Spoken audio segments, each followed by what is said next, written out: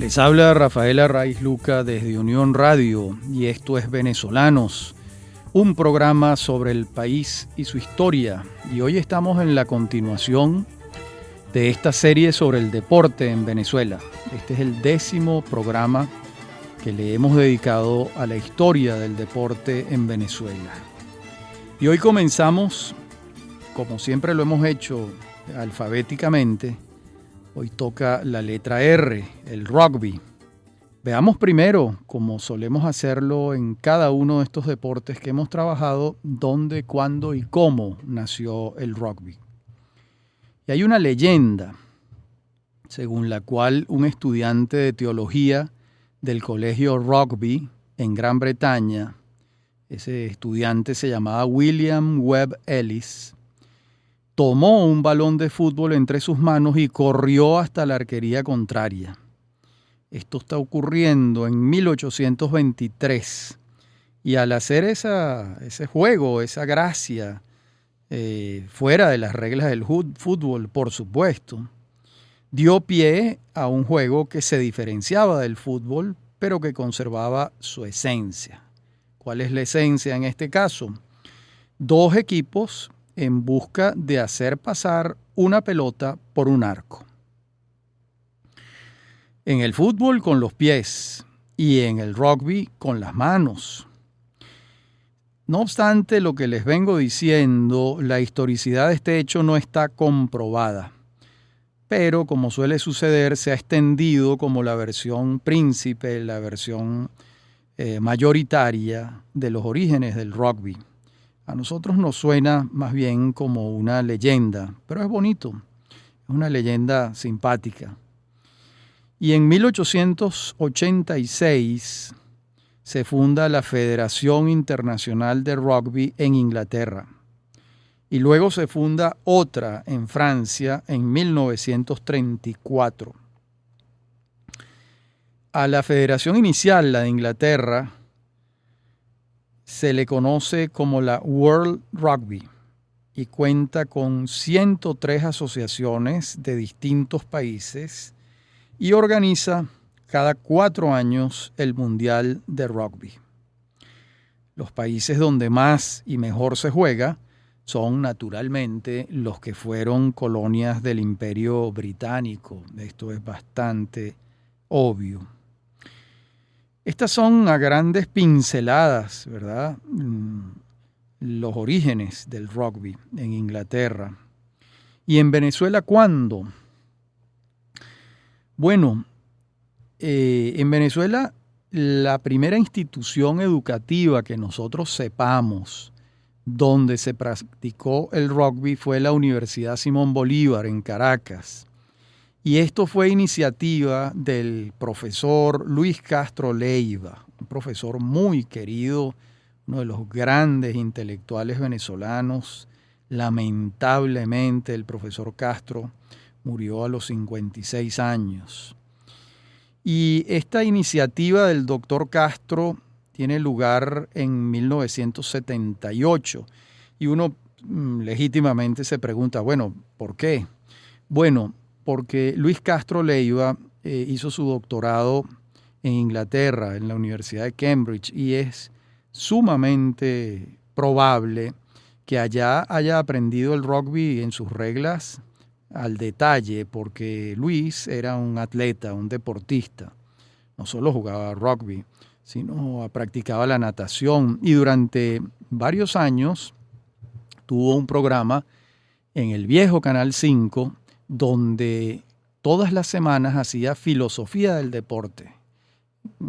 Este programa era verdaderamente extraordinario, donde Luis Castro reflexionaba sobre el tenis, sobre el fútbol, sobre el béisbol, le buscaba las aristas filosóficas a cada uno de los deportes. Lamentablemente yo creo que estos programas no quedaron grabados y Luis no hizo un libro con estos textos que ha debido hacerlo. Bien, entonces que nosotros sepamos, en Caracas la iniciativa más consistente la tuvo el profesor Castro Leiva. También sabemos que en el año 74 hubo 2 equipos que jugaron con alguna frecuencia rugby en Venezuela. Esos equipos se llamaban el Martel y el Renault. Y luego surgieron el Rugby Club de Caracas y el Anauco Rugby Club. En su mayoría estaban integrados estos clubes, estos equipos, por europeos, argentinos y uruguayos, que habían llegado a Venezuela en años recientes, pues huyéndole a las dictaduras militares argentinas y uruguayas. Y los europeos habían llegado a Venezuela como llegaron miles entre los años 50, 40, 50 y 60, y hasta en los años 70 llegaron europeos a Venezuela. De estos años también será el primer campeonato de rugby que hubo entre nosotros. Eso ocurrió en el año 76. Y luego, otra fecha hito va a ser 1992, cuando se va a crear la Federación Venezolana de Rugby, FVR. Escuchen bien, al día de hoy la federación tiene registrados 54 equipos en todo el país. Es un crecimiento asombroso. Y el rugby en Venezuela tiene 4 categorías: primera división, segunda división, juveniles y femenino. Yo no sabría decirles si el rugby ha sido el deporte de crecimiento más rápido en Venezuela, porque no tengo estadísticas en la mano, pero si esas estadísticas alguien las ha hecho, seguro el rugby está allí, porque esto ha pasado en apenas 40 años. Ya se registran 54 equipos en Venezuela. Les voy a leer ahora la lista de equipos que habla por sí sola de este desarrollo exponencial de este deporte en el país. En el estado Miranda están los equipos Universidad Simón Bolívar Rugby Club, Colegio Francia Rugby Club, Club Rugby Universidad Metropolitana, Arcos Rugby Club. En Aragua está Proyecto Alcatraz Rugby Club. Esto es el de la Hacienda Santa Teresa, animado muy particularmente por Alberto Folmer de Marcelús. Allá en Aragua también está el Club de Rugby Araguaney, Guerreros Rugby Club, Caciques Rugby Club, Carontes Rugby Club, Artilleros Rugby Club. De modo que en Aragua hay bastante más que en Caracas. Veamos cuántos hay en Guárico. Taurus Rugby Club, Paurarios Rugby Club. En Carabobo están la Universidad de Carabobo Rugby Club, Rinocerontes Rugby Club, Atlético Naguanagua Rugby Club. En Lara está Barquisimeto Rugby Club, Gacelas, Cuervos, Tracianos, Cactus, Terepaima y Centuriones Rugby Club. En Lara hay bastantes equipos. En Yaracuy hay uno, Yaracuy Rugby Club. En Mérida está el Caballeros Rugby Club, el Mérida y el Vigía. En el Zulia está el Maracaibo, el Zulianos, el Tigres de Cabimas, el Lobos, el Troyanas, el Borregos y el Chitas Rugby Club. Hay bastantes en el Zulia. En el Táchira están Titans y en el estado Bolívar Unexpo Guayana Rugby Club, Albatros Rugby Club, Panteras, Dorados, Hades y Club Deportivo Nómadas. Hay muchos en el estado Bolívar. Entiendo que la afición del rugby sobre todo prendió mucho allí en Ciudad Guayana, con la cantidad de inmigrantes sureños que hubo que practicaban el rugby en sus países de orígenes y de inmediato formaron equipos y campeonatos. En Barinas está el Llaneros Rugby Club, en Trujillo está Trujillanos, Galas, y en Margarita está el Margarita Rugby Club, y en Monagas el Élite Rugby Club de Monagas. Bueno, esto es una lista inimaginable. Hace 40 años no existía ningún equipo. Es verdaderamente notable lo que ha pasado con este deporte en Venezuela. Y el país forma parte de la Confederación Suramericana de Rugby desde el año 2000 participa en el Campeonato Suramericano con un equipo nacional. El equipo nacional de rugby de Venezuela se llama Las Orquídeas. Y fíjense ustedes, Venezuela ha ganado 2 veces el campeonato suramericano de rugby, en el 2003 y en el 2011. O sea, que nos hemos metido en el territorio de los argentinos y los uruguayos y les hemos ganado 2 veces. Y no solo eso, sino que en 4 oportunidades Venezuela ha sido subcampeona en el año 2000, 2001, 2009 y 2010. Y esto demuestra, ¿verdad?, que en el continente contamos con una de las mejores selecciones nacionales. Es realmente notable lo que ha ocurrido y lo rápido que hemos alcanzado las primeras posiciones. Y en el planeta, Venezuela, de 101 países clasificados, Venezuela ocupa el puesto 64. No está nada mal para haber empezado hace tan poco tiempo. De modo que aquí tenemos al rugby con grandes logros para Venezuela en un periodo muy corto. En la próxima parte del programa hablaremos del softball. Ya regresamos. En la parte anterior del programa advertimos que en esta hablaríamos del softball. Y como siempre, vayamos a sus orígenes. Y aquí la crónica asegura que el softball fue creado en Chicago en el año 1887 y se le atribuye su creación a un señor llamado George Hancock, quien, por su parte, según la leyenda, ató un guante de boxeo y lo utilizó como pelota con un bate de mayores proporciones. Al parecer todo esto ocurrió bajo techo, pero muy pronto esos equipos salieron a jugar afuera y perfeccionaron la pelota y el bate.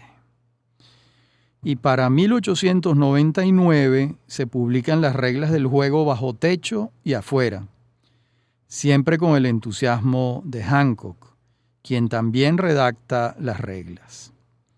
Poco a poco se fue extendiendo en las zonas del mundo donde se jugaba béisbol. Al principio se le denominó kitten ball, pero a partir de 1926 su nombre es el actual, softball.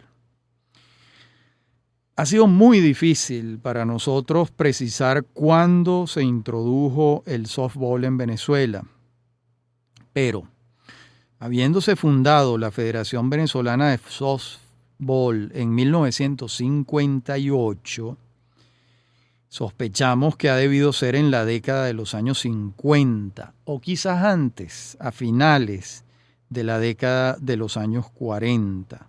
Es posible, pero no tenemos pruebas en la mano. En todo caso, el softball venezolano, a través de su Federación Venezolana de Softball, está asociado a las organizaciones internacionales y participa en campeonatos mundiales en las categorías masculina y femenina. Por otra parte, es evidente que se ha desarrollado mucho en los últimos 30 años y la cantidad de ligas nacionales lo certifican. Se cuentan alrededor de 50 ligas en todo el país y se convocan campeonatos nacionales en distintas categorías todos los años y se participa en encuentros internacionales. De modo que la actividad es intensa y completa. Destaca Alfredo López Lagonel en su libro Los Inmortales del Deporte en Venezuela la figura de Elímenes Rafael Romero, nacido en 1937, y lo destaca López Lagonel como uno de los grandes del softball en el país. Señala que Elímenes participó en el primer mundial de softball que hubo en México en el año 1966, cuando el equipo venezolano estuvo en esa contienda. Y destaca una trayectoria por parte de Elímenes Romero que duró 22 años jugando y una lista de logros importantes. Y en años recientes, la actuación de Venezuela en el Mundial de Softball masculino ha sido muy distinguida. Quedó subcampeón en el año 2013 y quedó tercero en el año 2015. Y bueno, aquí vemos colándose a Venezuela entre los primeros en varias oportunidades. La primera participación del país en el Mundial de Softball fue en el año 66, entonces quedó en quinto lugar. Luego volvió a participar en 1996, quedando en sexto lugar. En el año 2000 quedó de quinto, en el 2004 de undécimo, en el 2009 de quinto otra vez y finalmente en el 2013 llegó a ser subcampeón. El campeonato mundial del 2017 se disputó con una actuación destacada de Venezuela también. Y por su parte, la selección nacional femenina ha tenido participaciones destacadas en encuentros internacionales, dejando constancia de que las mujeres también han asumido este deporte con entusiasmo, desde hace ya varios años por lo demás. Y bueno, es innecesario aclarar que las similitudes entre el béisbol y el softball son muchas y las diferencias son pocas realmente. De modo que en esencia es como su nombre lo indica, un juego menos vertiginoso, más lento, más suave. Eso es lo que significa softball. Y esto permite bajarle la velocidad al béisbol, permite la participación eficiente de muchas personas de edad más avanzada. Es decir, hay grupos etarios que juegan softball y que ya no podrían jugar béisbol. Y bueno, entre esos logros también de la selección masculina de softball venezolana se celebra la medalla de oro que obtuvo en los 22º Juegos Centroamericanos y del Caribe. Eso ocurrió en Veracruz en el año 2014. Y también hay en el Club Campestre Los Cortijos se le rinde homenaje al destacado deportista Humberto Pipita Leal con una placa, que fue un jugador muy persistente. También ha sido muy celebrada la lanzadora Mariangi Bogado. Y también participó la selección femenina de softball venezolano en las Olimpiadas de China en el año 2008. De modo que algo hemos hecho en esta disciplina deportiva tan parecida al béisbol. Ahora vamos a ver el taekwondo. El taekwondo, donde Venezuela ha tenido una actuación muy destacada en años recientes. Lo primero es, ¿qué significa el vocablo taekwondo? Significa el camino con pies y manos. Hay que aclarar que a este deporte también se le considera un arte marcial y su práctica como arte marcial se remonta a 50 años antes de Cristo en la península de Corea. Pero ya modernamente comenzó a desarrollarse en Corea del Sur en el año 1944. Los coreanos buscaban raíces propias distintas a las de Japón. Japón siempre ha sido una suerte de metrópolis para ellos y ellos estaban buscando lo propio. Y en esta discusión entre si es un arte marcial o un deporte, pues para muchos es un arte marcial vinculado con la realización personal, con la búsqueda de un camino espiritual. Los que abogan por el taekwondo como un arte marcial, pues no aceptan, no les gusta que se le considere como un deporte. Y de hecho, fue aceptado en las Olimpiadas de Seúl, en Corea, en el año 1988 como un deporte de exhibición. no fue aceptado en Corea en ese momento como un deporte olímpico, cosa que sí va a ocurrir a partir de las Olimpiadas de Sydney en Australia en el año 2000, cuando el taekwondo pasa a ser un deporte olímpico. En verdad, la distinción entre deporte y artes marciales es sumamente interesante, se remonta a los orígenes, pero a los efectos prácticos hoy en día es considerado un deporte olímpico. Lo que sí es cierto es que es un deporte cuya práctica supone también un ejercicio espiritual, de concentración, de búsqueda. Se reúnen en esta práctica deportiva pues el camino físico y el camino del espíritu. Eso también es cierto y así. Y está muy bien que se mantenga de esa manera. ¿Cuándo se introduce el taekwondo en Venezuela? Según Rafael Castilla, eso ocurre en los años 60, en la década de los años 60, cuando 4 maestros coreanos abren academias para su enseñanza. ¿En dónde? En Caracas, en Valencia, en San Felipe y en Puerto La Cruz. De modo que 4 maestros coreanos, inmigrantes, se establecen en Venezuela y abren estas primeras 4 academias. La verdad es que Caracas y Valencia nos resultan evidentes, incluso Puerto La Cruz. Lo que resulta extraño es San Felipe, pero alguna razón que desconocemos debe haber para que un maestro haya escogido a San Felipe como el lugar para crear su academia. Probablemente el verdor y la belleza del estado Yaracuy, que es mucha.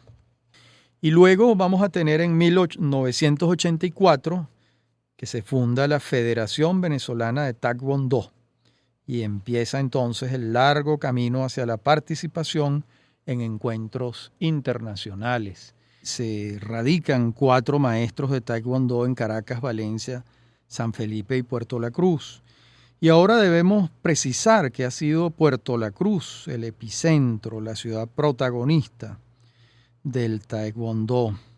Y eso se mantiene así, aunque ya este deporte se ha extendido por toda la geografía nacional, pero Puerto La Cruz mantiene unos altísimos niveles. Allí se funda la Escuela Nacional de Taekwondo en el año 72, en enero de 1972, y la funda el maestro Hoon Ki Kim, un maestro muy querido en Venezuela. Ha sido esencial, fundamental para el desarrollo de este deporte en el país. Y la Federación Venezolana de Taekwondo fue admitida en la Federación Mundial en el año 1974.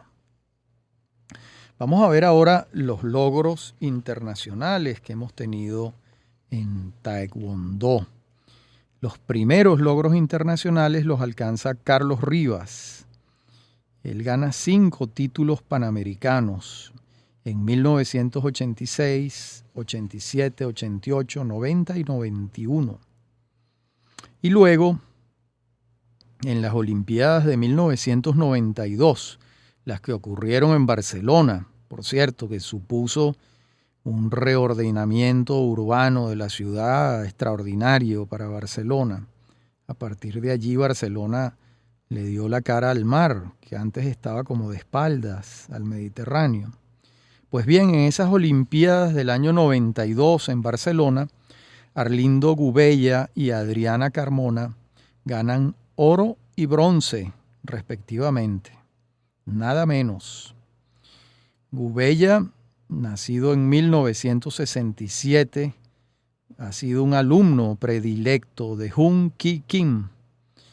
Y Gubella se inició en la práctica del taekwondo siendo un niño, a los 8 años. Y después de su medalla de oro ha seguido estrechamente vinculado con la selección del estado Anzoátegui. Y el estado Anzoátegui realmente podemos denominarlo como la cuna de este deporte en Venezuela. Y también Adriana Carmona, nacida en 1973, anzoateguiense también, ganó medalla de plata en el Campeonato Mundial de 1993, que tuvo lugar en Nueva York. Y en Atenas, en las Olimpiadas de Atenas del año 2004, Adriana Carmona ganó medalla de bronce. De modo que entre Arlindo Gubella y Adriana Carmona han sido muchas las satisfacciones que le han dado a Venezuela. También ha sido muy destacada la actuación de Dalia Contreras. Dalia Contreras ganó bronce en las Olimpiadas de Beijing en el año 2008 y también ganó 2 medallas de bronce en los campeonatos mundiales del año 2011 y el 2013. Y Venezuela ocupa el puesto 38 en el ranking mundial, lo que no está nada mal para haber empezado hace tan pocos años. Estamos hablando, les recuerdo, que la asociación se funda en 1984 y va a ser a finales de la década de los años 60 cuando se abren las 4 academias: Caracas, Valencia, San Felipe y Puerto La Cruz. Y no deja de asombrarnos cómo la disciplina y la luz de este maestro Jung Ki Kim ha sembrado la excelencia en un deporte que no tiene ni medio siglo en Venezuela y que no formaba parte de nuestras tradiciones y que sin embargo los venezolanos han asumido con el mayor fervor y con la mayor disciplina. Creo que aquí hay una clave, ¿no? Es un deporte para el que se necesita mucha disciplina, horarios, movimientos, protocolos, mucha seriedad y concentración. Y en esto ha sido fundamental, según los entendidos en este tema, la enseñanza del maestro Jung Ki Kim. Siempre en Puerto La Cruz, estado Anzoátegui, que es el epicentro del taekwondo en Venezuela. Veamos ahora, siguiendo en la letra T, el tenis. El tenis en Venezuela. Veamos lo siguiente. Como siempre, vamos a remontarnos a los antecedentes más remotos del tenis. Y curiosamente los vamos a encontrar en China. Allá se jugaba con la mano y una malla de por medio. Eso está pasando más o menos a principios de la era cristiana, hace unos 2000 años. Y una práctica similar vamos a encontrarla en Italia, en Francia y en Inglaterra durante la Edad Media. Cuando digo similar, quiero decir que se jugaba con la mano, una pelota y una malla de por medio. Y después, en esa misma Edad Media, va a aparecer un guante. Pero la raqueta como tal, ¿verdad?, es posterior. Y fíjense que ya en el siglo XVI el tenis se había convertido en un deporte favorito de la realeza europea. Y comenzó en este siglo a jugarse con raqueta. O sea que va a ser del siglo XVI el uso de la raqueta. Se deja la mano, se deja el guante y aparece la raqueta en el siglo del 1500 al 1600. ¿De dónde viene el vocablo tenis? Viene del francés antiguo, que se escribía tenés, es decir, T-E-N-E-Z. ¿Cuándo se incorpora este vocablo francés al inglés? En el siglo XIII, en esa zona anglo-normanda, en la que se ha creado pues, un mundo de conexiones entre Inglaterra y Francia. Entonces, ese antiguo vocablo tenés derivó en el vocablo inglés tenis. ¿Y dónde se inicia entonces el tenis moderno? Pues se va a iniciar en Gales y en Inglaterra. Eso va a ocurrir en las últimas 3 décadas del siglo XIX. Entonces se crearon las primeras reglas Se combinaron elementos del tenis medieval, el bádminton y la pelota vasca. El bádminton tiene muchas similitudes con el tenis y la pelota vasca en alguna medida también. Y en este proceso fue muy importante la participación del mayor Walter Wingfield, quien fue el que propuso que la pelota no rebotara en el techo ni en las paredes, como ocurre en la pelota vasca, sino que la pelota fuese de raqueta a raqueta con la malla en el medio. Y va a ser Wingfield el que patente el juego en 1874 y lo va a denominar cuando lo registra pelota griega. Y luego en 1877 pasó a llamarse lawn tennis. Bueno, esto, como estamos viendo, es todo un proceso cultural y transnacional para ir decantando el tenis en lo que es hoy en día. Tenemos también que el primer campeonato de Wimbledon tuvo lugar en 1877 y fue organizado por el Croquet Tennis Club. Para entonces ya se había hecho común la práctica del tenis en Francia y luego se va a extender a los Estados Unidos. En el año 1924, la Federación Internacional de Tenis fijó las reglas y estas se han mantenido durante muchos años con ínfimas modificaciones. A finales del siglo XIX se propagó por todas las colonias británicas el deporte del tenis y al día de hoy se practica en casi todo el mundo, en casi todos los países del mundo se juega tenis. Vamos a tener que se reincorpora a las Olimpiadas en 1988 en las Olimpiadas de Seúl, porque el tenis estuvo fuera de las Olimpiadas durante algunos años.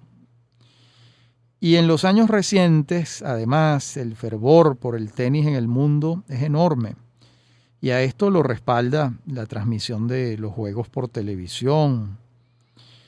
Y además los jugadores de tenis se han convertido en figuras mediáticas que despiertan furor entre los fanáticos femeninos y los fanáticos masculinos, porque de bando y bando los jugadores de tenis se han convertido en personajes legendarios, digámoslo así, parecieran unas rockstar. A esto ha contribuido básicamente la transmisión por televisión de los juegos de tenis, que tiene una audiencia gigantesca. Veamos ahora, aunque sea muy poco en estos minutos de esta parte que nos quedan, cuándo comienza a practicarse el tenis en Venezuela. Y hay una leyenda según la cual la primera vez que se jugó tenis en Venezuela fue en Aroa. ¿Por qué en Aroa? Porque allí habían unos ingleses, vivían allí en la explotación de las minas de Aroa. Y ellos improvisaron una cancha de tenis cerca de las minas a finales del siglo XIX. No tenemos constancia, pero parece cierto, o sea, tiene fundamento, tiene consistencia esta especie. Ahora, no tenemos documentación que la avale, pero tiene sentido, como dicen los italianos, si non è vero, è ben trovato. Decíamos en la parte anterior del programa que se estimaba que fue en las minas de Aroa donde se practicó el tenis por primera vez en Venezuela, y eso ocurrió por parte de los ingleses que tenían la concesión de las minas en el siglo XIX. Pero no tenemos documentación para probarlo. Sí contamos con el Cojo Ilustrado de 1894, donde consta en esta extraordinaria revista venezolana que fue tan importante para nuestra cultura y para todo, realmente, ¿no? Para todas las áreas. Allí consta en el Cojo Ilustrado, está la foto, en el número 69, en el Cojo Ilustrado de 1894, cuando los ingleses del ferrocarril jugaban tenis en Santa Rosa, cerca de la estación. ¿Dónde está eso? Pues hoy en día eso sería a comienzos de la Avenida Libertador, cerca de donde están los museos, cerca de donde está la mezquita, por allí, donde está el teatro que construyó el maestro José Antonio Abreu, que no me acuerdo cómo se llama, pero debería llevar el nombre del maestro Abreu a partir de ahora. Y también consta que fue Albert Cherry quien fundó el Venezuela Central Railway Lawn Tennis Club. Esto lo comenta muy claramente Gustavo Flamerich en su libro, que hemos citado muchas veces, un libro muy valioso que escribió Gustavo Flamerich y que se titula Diversiones en 4 siglos en Venezuela, 1500-1900. Este es un libro publicado en el año 2005 por este fanático de los deportes, que es Gustavo Flamerich, que nos ha sido muy útil para la realización de estos programas. Y luego vamos a tener que el Ávila Tennis Club es de la década de los años 20 y la Federación Venezolana de Tenis va a ser fundada en 1929. Y a partir de entonces el tenis va a extenderse en Venezuela. Y en la década de los años 30 ya Venezuela cuenta con muy destacadas jugadoras de tenis. El tenis prendió muy rápido en la población femenina de las élites primero y, como suele suceder, va extendiéndose hacia otros estamentos de la sociedad. Esas figuras muy destacadas del tenis fueron Cristina Egui, Carmen Urbaneja, Luis Elena Almandós, Andrea de Braun y Andreina Pietri. Todas ellas destacaron notablemente. Cristina Egui fue campeona de los primeros Juegos Deportivos Nacionales en 1934 y en 1938. Y Cristina Egui y Carmen Urbaneja ganaron medalla de oro en los primeros Juegos Deportivos Bolivarianos de Bogotá. Entonces, el llamado deporte blanco, que era como se le llamaba al tenis cuando los jugadores solo se vestían de blanco, esto hoy en día cambió. Les decía que los jugadores del deporte blanco eran fundamentalmente de los clubes.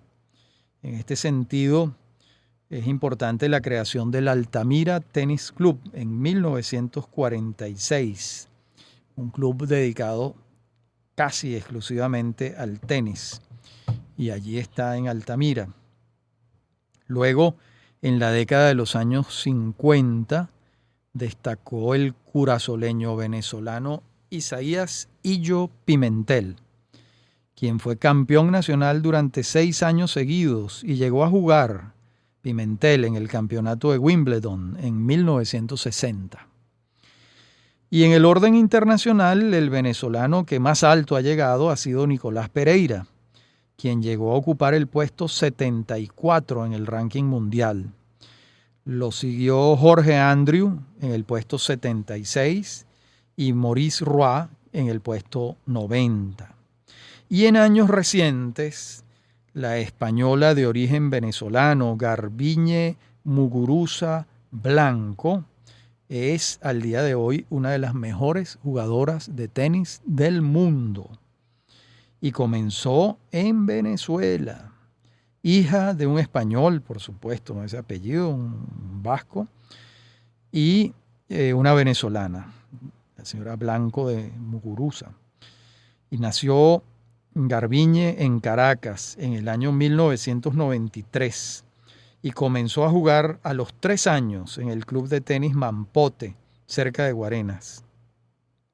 En el año 2016, Garbiñe ganó el Roland Garros y en el 2017 ganó el Wimbledon y le ganó a las hermanas, a Serena y Venus Williams, respectivamente.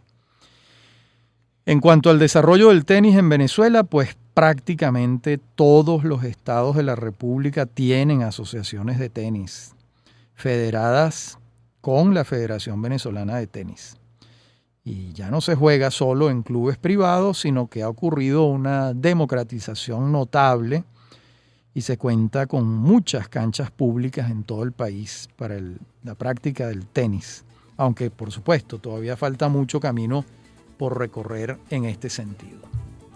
Bueno, hasta aquí el programa de hoy. Habló para ustedes Rafael Arraiz Luca y esto es Venezolanos, un programa sobre el país y su historia.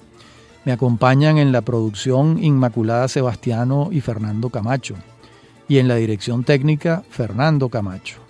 A mí me consiguen en mi correo electrónico rafaelarraiz@hotmail.com y en Twitter @RafaelArraiz. Hasta nuestro próximo programa en esta serie sobre el deporte en Venezuela, que ya está concluyendo. Saludos para todos.